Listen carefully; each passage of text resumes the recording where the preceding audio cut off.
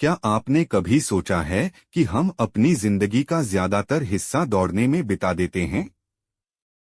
हम सफलता के पीछे भागते हैं, मान्यता पाने की कोशिश करते हैं, प्रेम की तलाश करते हैं और हमेशा कुछ और पाने की इच्छा रखते हैं, यह सोचकर कि खुशियां हमेशा हमारी पहुंच से बस थोड़ा आगे हैं। लेकिन मैं आपसे एक सवाल पूछता हूं।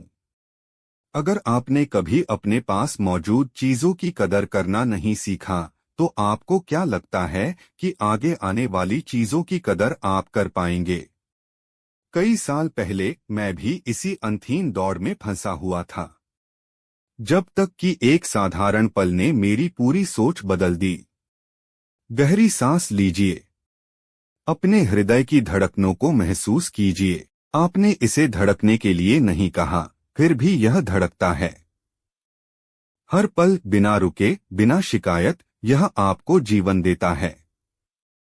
सूर्य हर सुबह उगता है, न कि इसलिए कि हमने उसे ऐसा करने के लिए कहा, बल्कि इसलिए कि यह उसका स्वभाव है। और फिर भी हम कितनी बार इन मौन उपहारों को स्वीकार करने के लिए ठहरते हैं? कृतज्ञता सिर्फ धन्यवाद कहने तक सीमित नहीं है। यह देखने का एक नया तरीका है, जीने की एक कला है। यह समझने का भाव है कि इस क्षण अभी हमारे पास पहले से ही बहुत कुछ है। एक कहानी सुनाता हूँ। एक बार एक यात्री मेरे पास आया, थका हुआ और निराश। उसने कहा, मेरे पास कुछ भी नहीं है। मैं मेहनत करता हूँ, संघर्ष करता हूँ, फिर भी जीवन मुझे बहुत कम देता है। मैंने उससे पूछा, बताओ, क्या तुम्हारी आंखें सही सलामत हैं? हाँ, उसने जवाब दिया। क्या तुम हवा की सरसराहट और बच्चों की हंसी सुन सकते हो? उसने सिर हिलाया। क्या तुम्हारा हृदय तुम्हारे लिए धड़कता है? क्या तुम्हें सांस लेने के लिए कोई प्रयास करना पड़ता है? उसने फिर सिर हिलाया। इस बार उसकी आंखों में हल्का बदलाव था। मैंने मुस्कुराते हुए कहा, तो फिर तुम्हारे पास सोने से भी ज्यादा कीमती खजाना पहले से ही है। हम में से अधिकतर लोग मानते हैं कि कृतज्ञता खुशी के बाद आती है, कि हमें किसी विशेष पल का इंतजार करना चाहिए धन्यवाद कहने के लिए। लेकिन सच्चाई यह है कि कृतज्ञता ही खुशी को जन्म देती है। यह हमारे ध्यान को कमी से समृद्धि की ओर ले जाती है, अभाव से उपलब्धता की ओर मोड़ देती है। सूर्य को देखिए, वह बिना किसी मान्यता की अपेक्षा के प्रकाश देता है। पेड़ छाया देते हैं, लेकिन वे आभार की मांग नहीं करते। हृदय बिना कुछ मांगे धड़कता रहता है। जीवन अपने आप में अनगिनत उपहारों से भरा हुआ है। लेकिन यहाँ एक रहस्य छिपा है।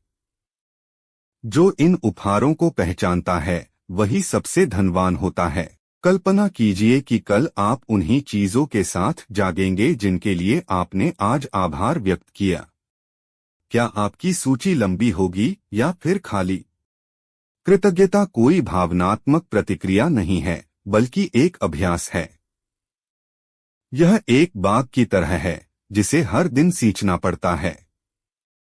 जितना अधिक हम इसे अपनाते हैं, उतना अधिक हमें मिलता है। एक बार मैंने एक वृद्ध महिला से मुलाकात की, जिसने लगभग सब कुछ खो दिया था। उसका घर, उसका परिवार, उसका यौवन। फिर भी उसके चेहरे पर मैंने एक ऐसी शांति देखी जो मैंने पहले कभी नहीं देखी थी। जब मैंने उससे उसका रहस्य पूछा, तो उसने बस इतना कहा, मैं जो बचा है, उसकी गिनती करती हूँ। जो खो गया, उसकी नहीं। यही कृतज्ञता का सार है।